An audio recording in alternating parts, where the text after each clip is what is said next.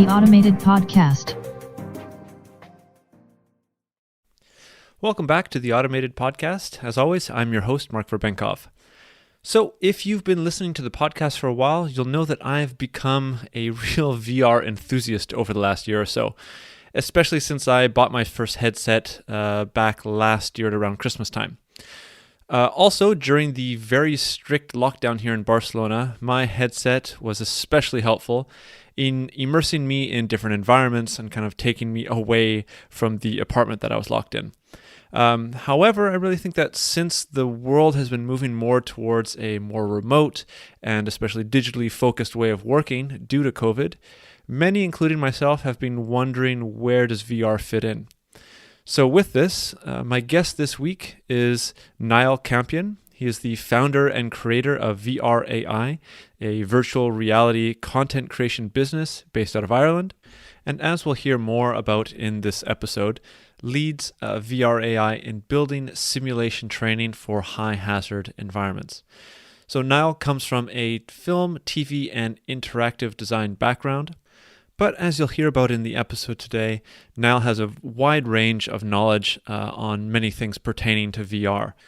And as you'll hear today, we actually dive into a number of these different aspects, which really goes beyond the scope of this podcast, which is, of course, looking at how technology impacts jobs. But if you've ever been interested in widening your point of view as to how VR will impact us, I think you'll particularly enjoy this week's episode as we really dive into a number of these aspects, such as how immersive the technology is, the level of empathy it can generate between users, and of course, the impact of COVID on the VR industry, as well as other VR-related topics. Well, hi there, Niall. Thanks very much for coming onto the podcast. Great to have you here. Yeah, thanks for having me, Mark. It's great to talk. So I wanted to bring you on today, obviously, to talk about your organization and a little bit of the future of VR. But one of the things that I do with all of my guests is try to get a bit of an inkling as to why you were originally interested in VR and the technology that you're working on. Sure. Yeah, I love talking about that as sort of the path into the industry, because I think it can be quite different for different people, and it's what I kind of love about this particular industry, and I guess it probably applies to the games industry as well. That it's made up from a diverse kind of collection of different kind of talent with very different backgrounds, and I guess you can kind of say that for a lot of tech, but people come from creativity, they come from computer science, and kind of a spectrum in between. But so from myself, I worked in the film and TV industry here for probably 15 years before I got into VR.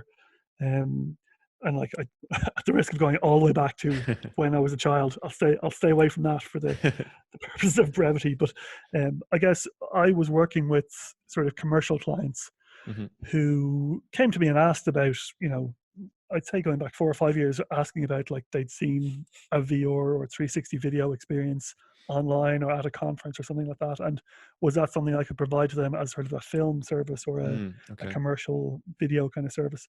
So obviously my first reaction was, no way, that's science fiction. And then went and did a bit of research on it and found online, or through, I think it was maybe through a friend as well, introduced me to a camera. So it was the Ricoh Theta at the time, which was like a $500 360 camera. Okay. So I kind of just went and bought it and said, this is going to be fun. Let's see what I can do with it, kind of. So I went through a phase, a couple of years ago, where I kind of was buying every second new novelty camera that came on the market. And so yeah, bought that one. And the customer who asked me to do the job, I kind of did a 360 project for them to run in parallel with the video project I was doing for them. And then that led to another project, and then that led to another project, and kind of around the same time, I was starting to look at, the company I was working for, or I was sharing a building with the company at the time, and they were doing a lot of 3D work, and they had bought or had access to one of the early Oculus DKs. Okay. So kind of, I tried to get myself on the DK2 list and missed it. So when the consumer version came out, bought one, with the view to is this a good way because with the 360 videos I was showing them on YouTube, and is this a better way of sort of presenting the 360 videos for customers? And then I guess when I worked in film, I worked a fair bit in visual effects, so had a little bit of I was a 2D artist as opposed to 3D artist, but had a pretty good knowledge of how 3D worked. So I guess from the 360 started experimenting with the likes of Unity and 3D graphics in Unity, and how then we could expand what we were doing beyond just being video, into something a little bit more interactive, I guess, is what you get with the 6 degrees of freedom Hmm. VR. And I guess then maybe a final sort of point on that is, like, from visual effects, something particularly from 2D, from compositing and visual effects, you're always trying to combine real footage and CG footage in a sort of believable a way as possible. And so for me, like, that was one of our early techniques. Something that we were doing kind of uniquely was combining like 360 video with 3D elements to make kind of an interactive world that was also, I guess, believable or photoreal, because you were using real photography to generate the environments. Right, which is maybe a little bit different from what many people that have been interacting with, say, VR games that are on the Oculus or other headsets. Many of those that I've seen, anyways, don't necessarily have a like a real world background to it. It's mostly all computer generated. Yeah, that's true. And like, obviously we do full computer generated stuff as Yeah, well. yeah. And there are times when it makes sense to do that, particularly like, file size wise, like videos, particularly 360 videos can be quite big. But I guess like for us, like it kind of came out of the project we were working on as much as anything else. So like video gives you a few advantages. One is that it's really quick. So like Hmm. building a full 3D world is expensive. And it takes a long time. Like we were working on projects on sort of commercial deadlines, so like they were typically 6 to 12 week projects. So you're trying to Right, get stuff right. out pretty quickly, get it to sort of, and that ties in with sort of quarterly marketing budgets, I guess, is what we were dealing with initially. But I guess like really for me, it's because I'm kind of coming to it from a creative perspective as well. It's around, like we talk about, and at the risk of jumping ahead to what we're doing now, like talk about sort of authentic, memorable, and measurable environments. So like the authentic part, like the video is really important in that, and like maybe to talk about a project we did a couple of years ago in Somalia, which was Hmm. kind of a really good indication for illustration of how that worked. So we were doing and I can maybe talk a little bit more later on the actual project, but like the top line is we were commissioned by the United Nations to deliver some training for ID, or improvised explosive device awareness. And because we were dealing with people who were actually in the field looking at these devices every day on these real roads, like an important criteria for delivering that project was that it was authentic to the real world experience. Right. So like if it looked like a computer game, even if that computer game looked like Call of Duty, they Hmm. would still write it off as a computer game and sort of ignore it. Whereas because I actually went and filmed on a real road in Somalia that had previously had IEDs on it, it gives it that level of authenticity, I guess, that a fully CG environment couldn't deliver. But I think this also maybe ties into what exactly yourself and your organization does. Maybe you can give us a little bit of history, and I mean, you kind of you gave us a little bit of an inkling as to what the company does, but maybe you can talk a little bit more to what VR AI does. Sure, yeah, and like I said, I kind of was worried I was jumping a little bit ahead there. No worries, no Um, worries. but I guess so. Where we are now, and like where we've come from, is kind of that marketing kind of experiential VR world. Like I used to, like I still have it on my card. Actually, storytelling through virtual reality was kind of what our mission was when we set up. Um, I guess, in terms of for a couple of different reasons, we kind of saw, that we had to start focusing, or becoming a little bit more niche with our offering, because when we started out, no one was doing what we're doing. Mm, Increasingly, there's lots more companies doing what we're doing, and then I guess combined with a couple of projects we worked on, that one in Somalia, in particular, we kind of saw the value of VR as a training tool. So my business partner worked in the Irish Army, so he was in the Irish Army for 20 years, and he left 2 years ago to sort of join me in sort of scaling the company, I guess. okay. Like he was involved from the start in terms of like seeing the opportunities in VR, and in fact, he was very involved in pointing me towards sort of VR early days. And he was one of the first people who said, "Have you looked at this VR stuff?" And I was like, "Don't be mad." but and interestingly, he'd seen it with a guy who's now our CTO. So like the two of them had used it Right. before me. I just happened to have the time and the customers to actually go and experiment with it. But I've gone on a complete tangent, which is what are we doing now? So I guess that project in Somalia was effectively a marketing tool, because what we were commissioned to do was raise awareness of this issue of IEDs in Mogadishu. But I guess what we found, and one of the things we put into it, was an after action review is what we were calling it. So we Sorry, after action review? after action review, yeah. Okay. Okay. It's maybe a military term that I've been indoctrinated into, but let me explain it a little bit more detail. So we put in a feature in that application that we were tracking the gaze of the person as they were moving their head around. So one of our realizations is that like a VR headset is a great device, not just for presenting data to people, the data being visual data, but it's also great about capturing data from them and what they're doing. So because the VR device obviously needs to know where it is in space all the time, we've started capturing that data, and we can then align that with what we know is happening in the experience.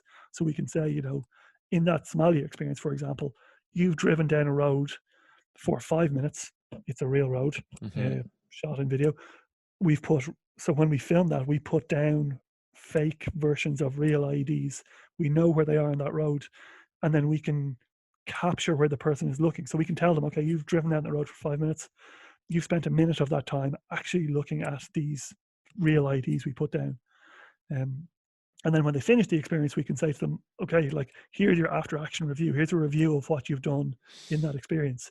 You spent 5 minutes on the road, and a minute of that time was spent looking at these devices. And then we can gather that and put it into a big data set, start to apply kind of basic machine learning to it, and say, well, what are the factors that influence people spotting these devices? So obviously, as part of the experience, you look at the device and you press a button on your trigger that says, I think there's an IED there. So we know what a successful result is. And so like one of the sort of observations we started to have was people who tended to turn their heads slower started to spot more IEDs. So that's from the data set that we'd collected. So we kind of thought then that is an interesting insight that could be used in a broader context in training. So like we then took on some investment specifically to target how do we build this data capture pipeline for VR, with a view to training people better for what we define as kind of risky remote or rare operating environments.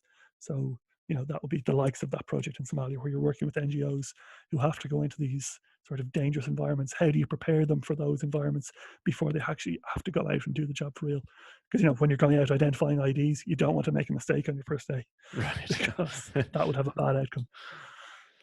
That's super interesting. So you were saying that this is mostly for risky situations, risky areas of work, but I would assume that this kind of data capture feedback that you were able to develop would also be able to be used for other training industries or areas where people would have to kind of learn through VR before going onto the job. Have you done that, or is it mostly for these more risky situations? So I guess the reason we targeted risky was when we did our market analysis, we kind of looked at industries that have a higher than average spend on training. And it was typically industries who are in these hazardous environments. So like personally, I feel like this technology will be ubiquitous in 5 to 10 years time. I guess for me, the companies that were going to adopt it earliest and would have budgets to spend on it will be customers who have higher than average spend on training. Right. Where you can sort of show that very obvious return on the investment, because that's the challenge all the time with VR. Is like currently it's still quite an expensive thing to deploy, but that's obviously something we're looking to address at the moment. And so like it's companies who are comfortable spending money on their training is where we thought we'd get the most traction initially. And that's kind of proved to be the case. Now we like at the same time, like we're working on an application at the moment and it's going to be a generic application. Actually, it's not a bespoke to a customer, for working at height. So like generic sort of, how do you sort of use a step ladder? How do you use a scaffolding? And kind of our business model is kind of that then is something you just pay per use on. So we basically give away the training part of it for free. And what we're charging for is a sort of data capture and analytics side of the VR training. One of the things that while I was scanning and reading your website was that this increased ability to perceive kind of the environment that you're in really leaves one with kind of a better sense of empathy for the situation of those people, or have maybe your colleagues that have been doing the work beforehand. Can you talk to the kind of empathy situation with regards to those people that have been training? Because I think that's kind of an interesting point that hasn't really been discussed on the podcast before. So yeah, and again, it probably comes back to my background in sort of film, and that's what you're always trying to do, is like the reason you sort of enter any sort of creative discipline, for me anyway, is that you're trying to have a connection with someone else. So you're trying to build these sort of emotional connections with people. And like, I guess what VR does really well, like, it's something I haven't spoken about for a while because I kind of take it for granted sometimes, but it lets you see the world through someone else's eyes, or like, there's this phrase about walking a mile in another man's shoes. Um, and so, like, maybe again, a specific example is that project we did in Somalia, where like the actual initial aim of that project was to generate empathy between the sort of civilian side of the United Nations and the sort of military side, who have to go out and identify these devices. So without maybe going into too much detail on how sort of Mogadishu works and how the sort of UN mission in Somalia works, basically 90% of the people deployed to Mogadishu never leave this compound, which is in Mogadishu airport. But they're tasked with sending out these soldiers to protect convoys that go all around the country. And so there was kind of an empathy disconnect between where the people in the compound didn't really understand the job that these soldiers had to do and how difficult it was. So they were getting, vehicles were getting destroyed by ADs, and the civilians were saying, well, like, why aren't you guys doing your job? Like, your job is to stop these vehicles being destroyed. So that was the purpose behind the VR experience. So we made the experience, we brought it over, and the idea was then the civilians inside the compound could put it on and like literally drive a mile in another man's shoes. Right. And so, like, so when we were over there sort of delivering it, and they rolled it out on this Mine Action and Awareness Day that they run every year, I was filming. So I brought over my just standard camera, and I was filming people going through the experience. And one woman came out of it, took off the headset, and she was quite sort of introspective and clearly was kind of moved by it. So I kind of said to her, like, how did you find that? And she said, like, well, it's really interesting. And I was like, well, tell me more. And she was like, so now I really understand what my colleagues do. And so I was like, cool. So like, that's going in the video. It works well for us. And then it was only afterwards I was talking to our customer over there, and he said that she is the camp psychologist. So her job was to counsel people who came back from these trips where they'd been potentially in an IED incident, and like, for her then to be able to experience what it's like to be in that situation herself, she can now obviously empathize a lot more with these people she's trying to counsel. And so for me, that was a great outcome from the project. It kind of makes you wonder how she was able to counsel these soldiers beforehand, not having the full believability of the experience, or the experience of that the work that those soldiers do. Yeah, exactly. Now, the way she does it is because she's a professional, and that's kind of her job, to sort of to be able to talk people through situations she hasn't experienced. But like, she can now, for me anyway, I would like to think she can now do that job better. Because she has that sort of sense of empathy with them. And this is something that is being seen when it's used in different and other kind of examples. You have this Dublin bus drivers empathy training. The same sort of thing is seen in those other examples and those other projects, right? Yeah, it is. So that's, again, an interesting project we did. It was quite, like, it wasn't a huge project, but it's with our, like you said, Dublin Bus. They're our local kind of bus company in the city. And again, the experience was the same, that, there was kind of an empathy disconnect between bus drivers and cyclists. And as I think there's probably all over the world, everywhere, not just between bus drivers, but like, generally, like, different tribes on the road, or whatever they refer to. But so I guess what they commissioned us to do in that instance was, again, we'd like to let the drivers see what it's like to sort of cycle the routes. And in other countries, actually, what they do is they just put the drivers on bikes and say, out you go, cycle around and see what it's like. Right. In Dublin, there was a concern around health and safety for that. So they basically didn't think the drivers would be up for jumping on a bike and cycling around. So what's the next best thing to that then? So rather than putting them in the actual situation, VR lets you experience the situation without exposing you to any of the risk.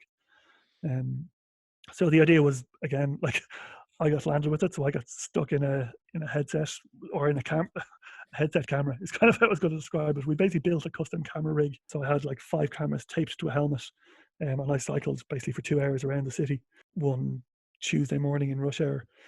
And again, it's quite a simple experience. Like, there isn't actually any interaction in it. You just the idea is then the drivers in their training center can put on this VR headset and basically see my perspective as I cycle around the city. So I think it's about a 20-minute 360 video that they watch. And again, the idea is the same. It's like, now that, you've seen what it's like to sort of be overtaken by a bus 6 inches from your arm, you're doing it virtually, and you still kind of you can feel the sensation of it, or you kind of, you have that sort of emotional connection to it. So that only deployed fairly recently, so we don't actually have any results from it yet. But again, Okay. like sort of the anecdotal evidence from it is like, again, they're feeling results from it. Like they're seeing that the drivers are kind of empathizing. And then what the next phase of that one is, they're going to do the opposite of it. So they're going to do like a point of view of the driver. Right. So that, again, Right. like the public can sort of see, well, here's what the driver can actually see. So like, don't go into his blind spot because he's not going to be able to see you there. So like it's kind of this idea of mutual accountability or mutual empathy or whatever, because like obviously the drivers are doing their job to the best of their ability as well. Yeah. Yeah, when I was reading about these experiences, and specifically the Dublin bus driver one, because it's a little bit more connected to my situation. I live in Barcelona and I bike around everywhere, so I've been in certain situations where I've had some problems with bus drivers, just like many other people in the city. Yeah. But going to the work of these VR projects that you guys are creating, again, for myself, like I've only really been using VR for about a year now. And I know that there are some listeners in the audience here that have never used a VR headset before.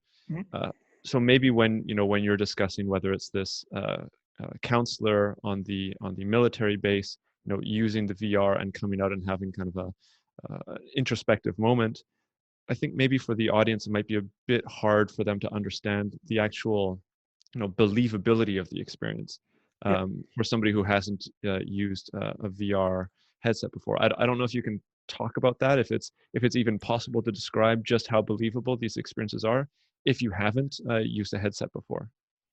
Yeah, it's interesting, and to be honest, it's actually one of the biggest challenges we've had with COVID is, the way we would normally show people about it is just put them in the headset, because that's really the only way you can actually understand what's going on. Even we've tried sending people videos of here's, like, basically I'll record myself going through it with the camera looking at me, and you can see me looking around, moving my head and interacting with things, and then on the screen you also see, like a split screen, you see what I'm looking at in VR.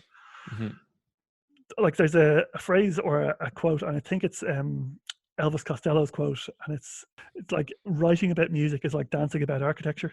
So like trying to describe VR without actually doing VR is quite a difficult thing to do. So like maybe what I'll say by way of dodging the question is, like, encourage anyone who hasn't tried it to actually just go and try it. Right. And again, right. it's kind of a hard thing to do at the moment, obviously with COVID lockdowns going on, but the cost of the headsets is coming down all the time. So like, Oculus have their new one just out, and I can imagine a lot of people getting them for Christmas, basically.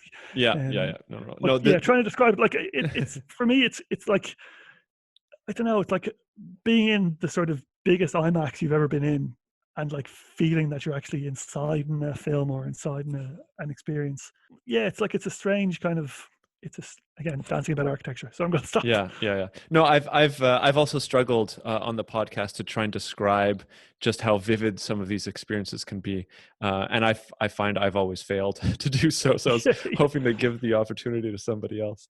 Like I'm at it like 4 years and I still can't really properly describe it. Yeah. So maybe the bottom, funny, like, the bottom line is just go out and try headset.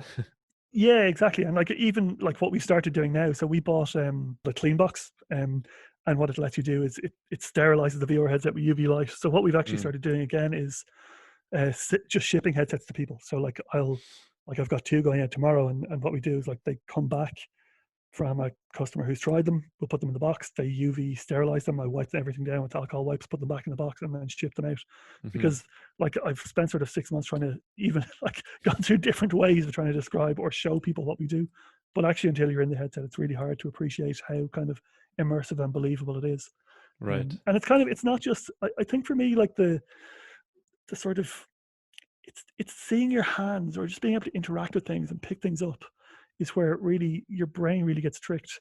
Like, maybe one experience we did a long time ago, like we did probably 3 or 4 years ago, we did an experience with the Irish Air Corps here, which was around search and rescue helicopter operations. So basically, you sit in the back of the helicopter and your job is to be the winch person. So the sort of scenario we set up is, like, there's a hiker lost in the mountains. You're in the back of the helicopter flies over the mountains. You've got to basically clip yourself onto a winch and winch yourself down to the ground to rescue this hiker.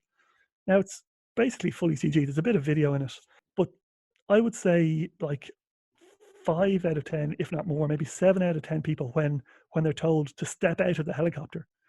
So, they know they're in their office or wherever we're demoing the experience, their brains won't let them do it. So like you're Yeah. basically stepping off a helicopter into the abyss, basically like 10 meters off the ground or whatever. And like, I've seen people slide the headset up off their head. People do this like foot shuffle where they kind of slide their feet along the ground to make sure they're still in contact with the ground. But it's a really strange sensation when your brain just says, don't do this, you're going to die. Yeah. Yeah. and it's just completely tricked. And it's only like a 5-minute experience, and that's all it takes. It's just that what you see and what you feel, because in that one we actually use seats as well. So you start off sitting in a seat and you stand up. And I would say like probably 1 in 10 just absolutely point blank refuse to step out of the helicopter.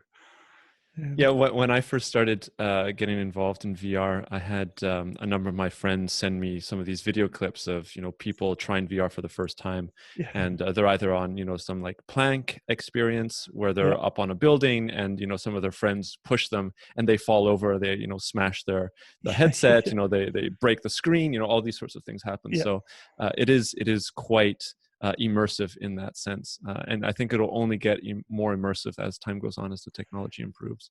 Yeah, it's technology improves, and like for me, the next sort of phase of it, and maybe we're opening up a whole other set of conversations, but around haptics. No worries. So like haptics being sort of like a feel. So there's a couple of different technologies doing it at the moment. Like gloves are kind of the obvious one that if you grab an object in VR currently, like you can grab it, but your hand will move through it. Whereas like with a haptic glove, it applies pressure to your hand so that you can't actually close your hand around, you're trying to pick up a plant pot, which is what I'm looking at in the office here in front of me. You're trying to pick up a plant pot, your hand, the glove won't let your hand close any further than the circumference of that plant pot. Or like if you're, in a training environment trying to flip switches or grab machinery or whatever, that it actually feels like you're flipping the switches. And again, that's quite a powerful, like you don't realize how powerful your sense of touch is until it's taken away and then you re-engage it. And again, this is something I haven't spoken about for a while, but like I remember like talking about empathy and VR and how intricately related our even language around touch is with our emotions. So like you have a feeling, like at that kind of basic level, or like something touches you in a whatever emotional way. Like it's interesting when you start thinking about how touch is actually quite intricately linked to our emotions. Well, this is actually connected to one of the other thoughts that I had when we were discussing a little bit earlier. You were talking about the projects where these people were having kind of emotional connections with the work that other people are doing. What do you think is maybe the value of VR, specifically referring to this emotional connection, especially as our culture is getting more and more polarized, specifically, of course, in the United States, but also, in parts in Europe here as well? Yeah, like again, like it's being able to see the world through someone else's eyes. Like that is its like superpower for me. Like it's because I don't know, like maybe I'm like I don't know, setting up a company you always have to be optimistic, but like maybe I'm too optimistic about the future of things. But like I think if you can put someone in someone else's shoes and let them see what the world is like from their perspective, that's where kind of understanding comes from, and sort of that's where conflict de-escalation comes from. And like I don't know, again, maybe specifically referring to like the situation in the US, but like it just feels like it's two people standing at either side of a fence shouting at each other with no sort of sense of like, well, maybe if I stand on your side of the fence, like what do you see me as opposed to like I'm right and you're wrong, and like if I have to win or you have to lose for me to win kind of thing. Whereas like I'm kind of again a big believer in like there is always a situation where everyone can win, and like it doesn't have to be the sort of binary opposites all the time. And to, like the risk of going a little bit philosophical on that, let me pull it back to VR. That like being able to put someone in the shoes of the person on the other side of the fence, looking back at you, I think would help build that empathy between sort of different extremes or whatever. And like there's been some great work done on that in like various different sort of research institutes in VR. I know like going back a long time, someone like a woman called Nani Della Pena, who's considered sort of the grandmother or the mother of VR, and she would have done a couple of experiences. Like she's a journalist. She's done a couple of experiences dealing with specifically this. I can't remember the detail of the first one she did was around like I think it was like around police brutality and onlookers and like sort of the onlooker effect. And it's a really interesting project. And so yeah, like it's a great, again, it's just like big. But and then there's been a couple of other projects. Like there was one, actually there's a guy in Barcelona whose name I can't remember, but he's done a load of really interesting work on this. And he did a Freud project a couple of years ago.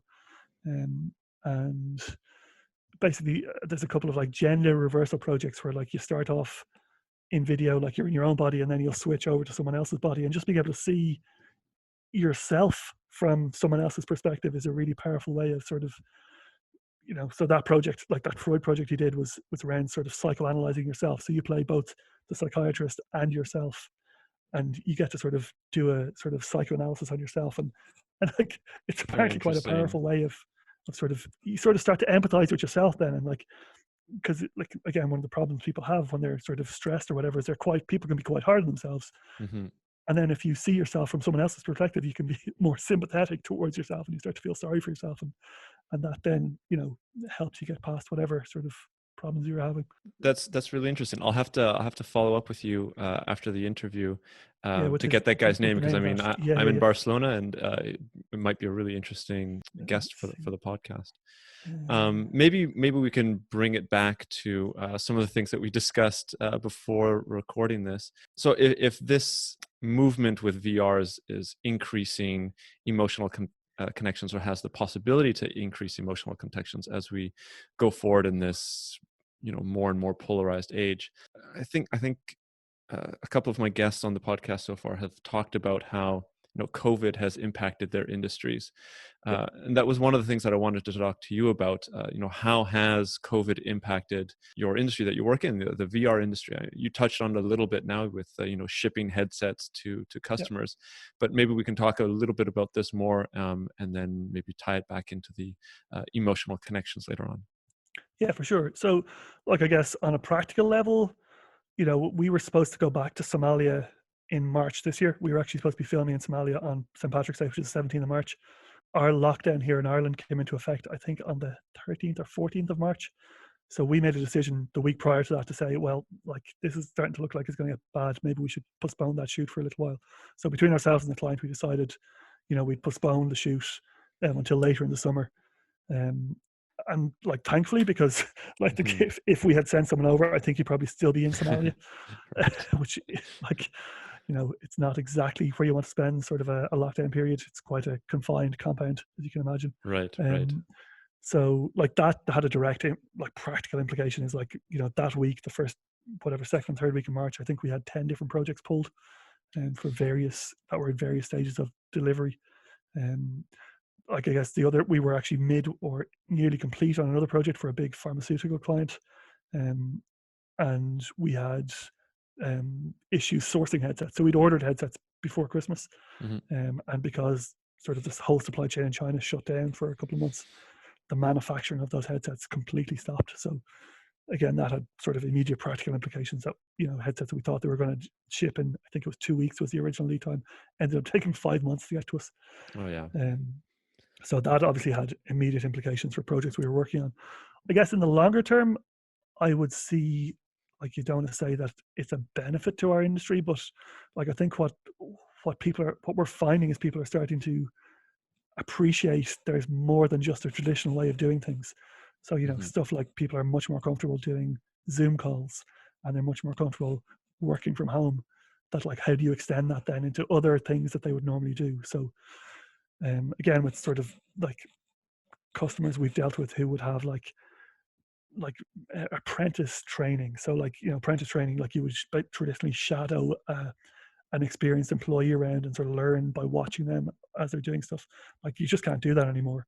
Bringing people into classrooms of sort of 10 people and presenting on a PowerPoint slide for a day, again, it just doesn't happen anymore. So we're kind of finding that people are looking for other ways to be able to deliver those kind of traditional training methods. And because now they have to embrace new methods, they're looking at VR as a way of doing it, which, like I said, you don't say we're benefiting from it, but there's definitely, I would say, it's fast forwarded people's willingness to adopt the technology.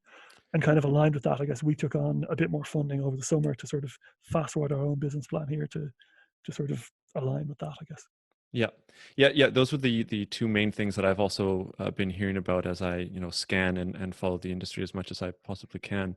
There's this massive supply chain hiccup, if you will, Yeah, that has really slowed the availability of a lot of these VR headsets. yeah, But simultaneously, we're having this I guess renewed interest or new interest by both businesses and consumers in actually taking on and using VR headsets. Maybe you can touch a little bit on like the actual speed. You were talking that things have been fast forwarded a little bit for the industry. Do you see that maybe the whole COVID situation has moved the industry, or I guess I could say the interest in the industry forward by what, like 4 or 5 years or something like that, or is that yeah. It's kind of hard to put a number on it. And yeah? maybe like what I'll touch on before maybe move on to that, because like obviously my head is always in the business training space is kind of Hmm. where we Hmm. deal with, but like the consumer space is a really interesting one too. Around me as a consumer, I find myself much more taken to sort of sticking on the VR headset at home at night, because when you are just like in your own house all day, or like I'm lucky that I live like walking distance to my office, so I can come into the office and do some work here and then walk home. Hmm. um like when you're just in those places all day, like putting on a headset, being able to escape completely to another world. um Again, like from a consumer perspective, I think there's like people are seeing the value of that. And then the other thing, I guess, from a consumer perspective that we've done a little bit of is like virtual meeting spaces, and like just Yeah. being able to multiplayer, for want of a better word, inside an VR experience. So, like again, pre-COVID, like every Friday we'd have an in-company, full company session where we'd have like we used to call it Beat Saber and beer. So we'd have a few beers in the office, we'd have like a little bit of food in, and And hold on, for those that don't know about Beat Saber, for those that yeah, haven't played sure. VR. Sorry. Yeah, yeah. So Beat Saber is probably I think it's the biggest selling VR game, or it certainly was anyway. And like without describing in too much detail, it's basically two lightsabers in your hands, and it's rhythm based. So it's kind of like a, I guess, Guitar Hero with a lightsaber, Hmm. or Hmm. two lightsabers. Um, so and like it wasn't necessarily Beat Saber we were playing every week, but like every week someone would come in with a new game they'd been playing that week, and Right, we'd sort of all right. sit around and have a go of it. Go on the leaderboard so you can get the highest score. Once the lockdown, and it was kind of a team building experience, obviously. Of So course, of once course. once the lockdown came in, um, we had to stop doing that, obviously. But what we started doing then was looking at other games that had multiplayer capability. So there was one that we started playing that basically 10 of us could all meet, and actually it was 10 because that was how many had headsets at the time. We could all meet in the same experience, and it was great because even though we're talking to each other on video calls all day, actually being in the same physical space as someone is quite a different experience to sort of talking to them over a video call. Hmm. Uh, and like I found, like my brother lives in a different part of the country, and like we will occasionally play like whatever simple VR games multiplayer, and again it's just it does give you that sense of presence, like being in the same space as someone, being able to have a conversation with them, kind of changes the way you communicate, um, sort of that physical presence that you get from being in a VR headset. And I think that's something that once people start to adopt that, again, that you think COVID will probably accelerate a little bit, because there's just that desire to be out Yeah. meeting people in the real world, I Yeah, guess. yeah, yeah. I think that's also connected to this, Zoom fatigue or Skype Yeah, fatigue that we've all been having, yeah, especially over the last couple of months, where we're just, I mean, constantly on calls all the time. I did want to talk a little bit more about the actual potential companies that you've been working with that actually use VR for maybe their kind of internal activities, like product design work. I think it was Google that was using a team or two. They were fully remote and they had to design new products, and the way that they were doing that was by using a VR headset throughout the team, and they were able to mhm. kind of stand there and almost like a Tony Stark, Iron Man way, design a Sure, yeah, yeah. product with visual digital representations, or I guess holograms in VR. Do you have examples of companies or maybe some anecdotes about that? Yeah, so like not specifically stuff we've done, because we don't really do those kind of design tools, but they're like Hmm. I've read a couple of really interesting stories recently about it. Like even this morning, I think I was reading about Boeing. I think they said they've gone primarily immersive, so they're calling it XR. So that'll be like mixed reality or immersive technology Hmm. Hmm. for their training, particularly in stuff like new aircraft wiring diagrams and stuff. And like what they're saying is like there was two really interesting points I thought they made. One is like obviously in the COVID land, they don't need to train people in the sort of traditional apprentice way, so they can send out the training to them on a VR headset. They can do it at home for as long as they need to, and it's only when they're ready to do the job then they come in and actually go onto the assembly line. I guess that has a couple of benefits. One is obviously they're at home, they're socially distanced, they can do all their training there, and then when they come into the assembly line, theoretically they're at a level that they're not going to be making as many mistakes. So like if you make a mistake obviously in an aircraft, like it can be hundreds of millions to sort of rectify that. But then what's the other interesting one they were saying was, they had another really interesting point on it, but I can't remember what it is. And and then the other thing I was going to say on that was, I saw, like, if people are looking for sort of an introduction to how VR can work in that kind of traditional design or like ideation environment, and the Wall Street Journal did a really interesting video piece about a week or two ago, and it's like just Wall Street Journal VR would probably get it for you, but it's from, I think it's a company called Spatial, who specialize in that kind of like multi-user digital whiteboards and multi-user team sessions. And yeah, it's a really nice piece. It just kind of, again, sort of shows the way it could work in that kind of product design environment. Yeah, I've actually tried to get Spatial on the podcast a number of times. I think busy at the moment, I'd say. They're a little bit busy, yeah. But I think there are also like a number of different organizations that are popping up that are like Spatial, right? It's an office setting where you're able to either showcase a PowerPoint presentation or work with these diagrams or 3D models that are kind of floating in front of you, which I think is really interesting for both as you've been talking about quite a bit, the training aspects, but then also for the actual work, whether it's on a product or designing the initial phase of the product. I think that VR has a really good use case for doing these specific tasks. And I think it's just really interesting to see that the whole industry has moved a couple of years ahead due to COVID and what's going to happen later on. I think so, and like the interesting thing about what you're saying from that, like it's moving on in terms of, like, I can't remember who it was today. Also, I think it was Microsoft today said that they're going to allow people to continue to work from home even post COVID. Right. Like Twitter have already said that. I think Google have already said they're staying remote working for the next couple of years. Right. So like how, and again, you've mentioned Zoom fatigue. Like, how are we going to maintain or try to get back to a situation where people can actually physically meet in the same space? And again, I think this technology will be, if not the answer, definitely one of the tools from a set of tools that people will be able to use to start. Like, I don't think we're going to get back to where we, like, it's not about getting back to where we were, but it's about, what are the new ways that we'll be able to collaborate on projects, and in sort of a, like, not just sort of all logged into the same shared document, that, like, how do we get back to this idea of everyone being in the same space and collaborating on an idea?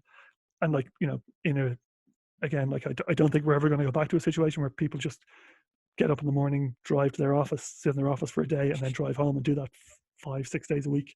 Like, I think we are increasingly going to see that there's going to be this kind of remote component to people's work. And I've remembered what I was going to say on Boeing as well. So the other thing that they, and I thought this was really interesting, they were saying that they can start training people on products before the products are actually available. So I think they were talking about the landing gear for the new 737, that when the designs were done, they could take those 3D objects, bring them into a virtual world, and start practicing assembling the virtual components before the real components were actually even manufactured. And so I thought that was really interesting. Yeah, I've actually worked on a couple of projects with the work that I do, focusing on digital twins, right? So you're able to create this, it's exactly what it sounds like, a digital twin of typically automobiles, and you're able to make, design changes, whether it's the contour, the steering wheel, anything, tires, any part of the vehicle, you can make those changes, and it's so economically feasible to do so, because you don't actually have to create a physical model, which would cost tens, if not hundreds of thousands of dollars, depending on which vehicle you're actually doing this to. But I can only imagine the benefit of being able to do that in a virtual reality setting, rather than looking at your computer screen and trying to get a sense for how this would look at scale. You just put on a headset and you're able to immediately see what it's like at scale.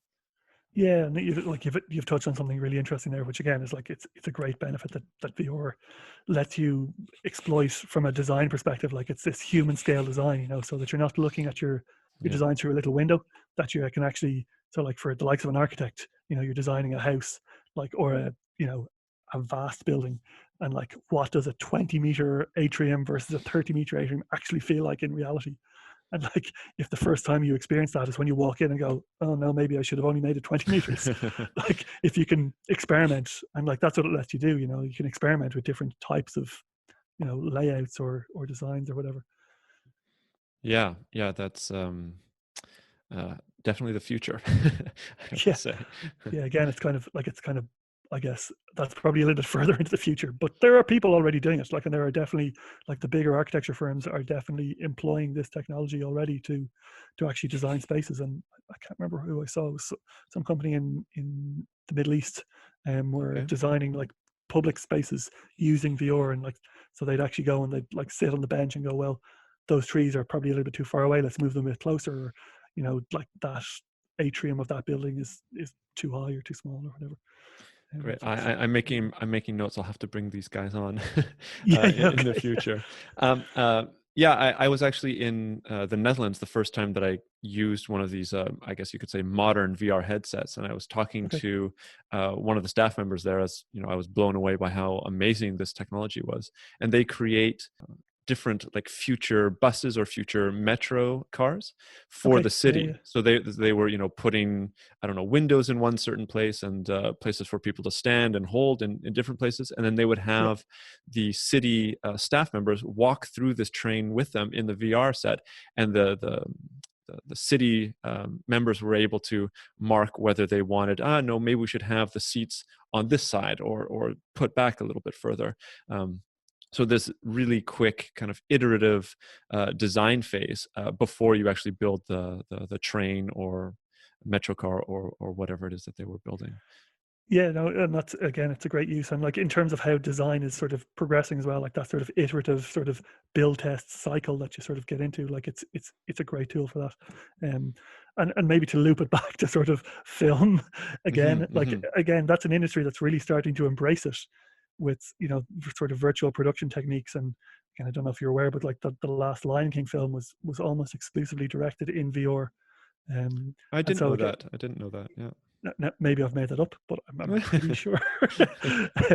And like, so John Favreau is a big adopter of technology in general. And, I think they did something similar with The Mandalorian when they were filming it. But this concept of sort of live VFX and sort of real-time graphics. But, even if you, again, I don't know if you've seen when James Cameron was doing Avatar, like a long time ago, like he had this sort of virtual camera that he used to move around the set. But that's now something that's accessible to kind of indie filmmakers. And again, it's that idea of being able to sort of, like, from a pre-production perspective, like, where's the best place to set up my shot when we get on set? Like, let's test it a couple of different places, and that's much cheaper than, like, so that the director in his headset with a virtual camera moving around, as opposed to on set where you have maybe 100, 200 people all going, well, like, where do you want this set up? And like, well, actually, Right. let's move it like 5 feet to the left. It's quite an expensive thing to do. Yeah, no, I see that the time is running down, but I think that's a really interesting point maybe to end on, how these quick design iteration feedback loops, whatever you want to call them, Yeah. I mean, we're just focusing on one or two industries here, but bringing in film, which is a little bit different than, say, architecture or metro train building, it really Or seems that, IV detection. yeah, but it really seems like the use of VR would then be able to be applied to many different industries for the same benefits that the examples that we gave.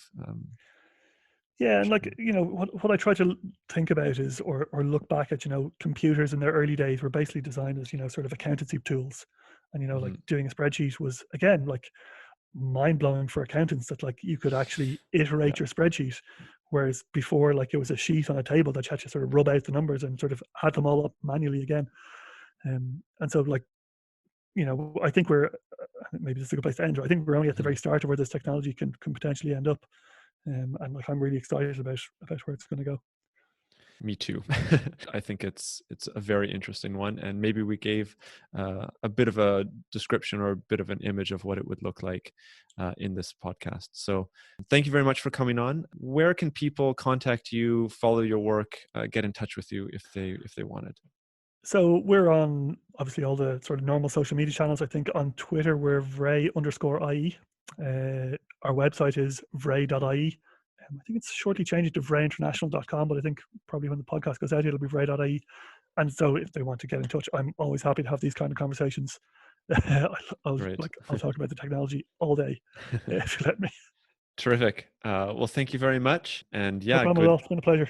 Good luck with all your work. Thanks very much. Yeah, thanks a million. So thanks for listening to this week's episode.